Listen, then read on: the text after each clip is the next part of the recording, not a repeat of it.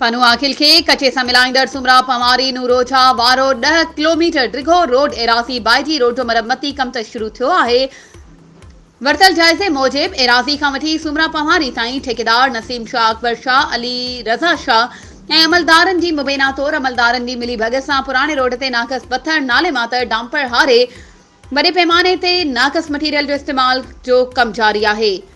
हलंदड़ कम दौरान साफ़िन ॻोठाणनि जॾहिं उते मौजूद लेबर पेटी ठेकेदार अली रज़ा शाह खां मालूम कयो त ही नाक़स मटीरियल छो पिया इस्तेमाल करियो, महीने में रोड उखड़ी वेंदो, जंहिं ते हू मछिड़जी साफ़िन ॻोठाणनि सां सख़्त बदतमीज़ी कई।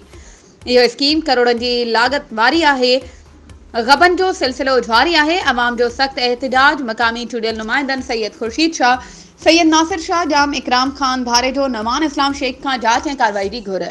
वधीक ख़बरुनि ऐं अपडेट्स जे लाइ असांजे चैनल खे सब्सक्राइब कयो ऐं हा, बेल आइकन खे प्रेस करणु न विसारिजो त जीअं असांजी हर नई अचण वारी वीडियो तव्हां ताईं पहुचे।